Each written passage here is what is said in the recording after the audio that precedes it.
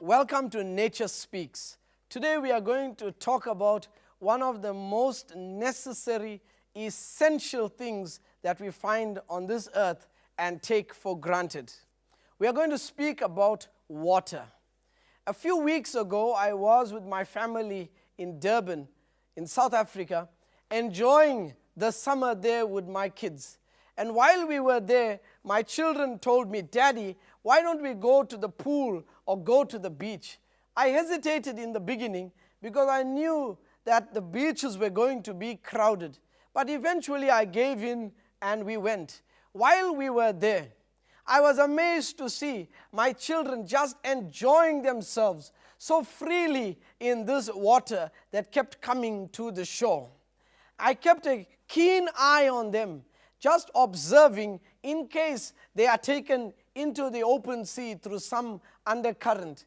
And as I kept my eye on them, I observed my daughter, Leandra, how she splashed in the water, how she dived into the water, came up full of excitement and joy on her face.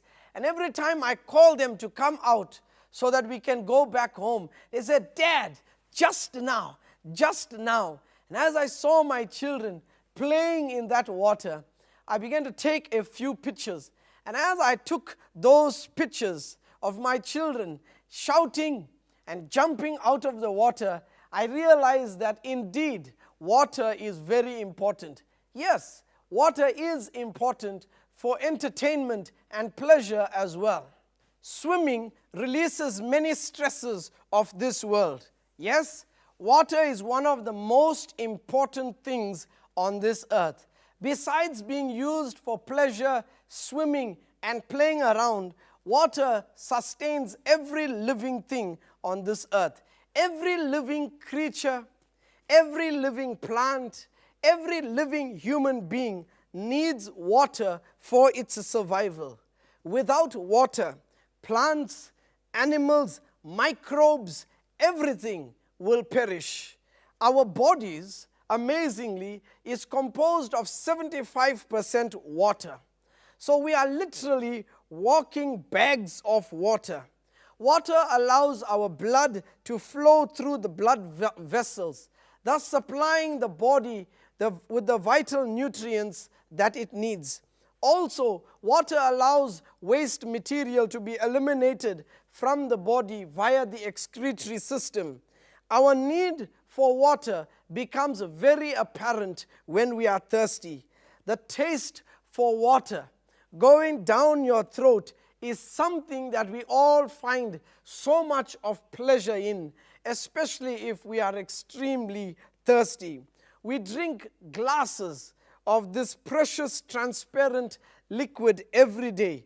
It is vital, extremely vital for our lives. In fact, early civilizations, when they would gather their communities and desire to settle in a particular place, they concentrated near rivers. Rivers was a sign of life. As long as there was water flowing, they knew they could plant crops and grow vegetables, which would indeed sustain themselves and their animals as well. Yes, water is used for drinking, it's used for washing, it's used for cleaning, it's used for just about any activity that we do. Without water, living is virtually impossible. And when you consider the expanse of the earth, the size of the earth, when you look at pictures from outer space of the earth has a kind of bluish, greenish tint on it.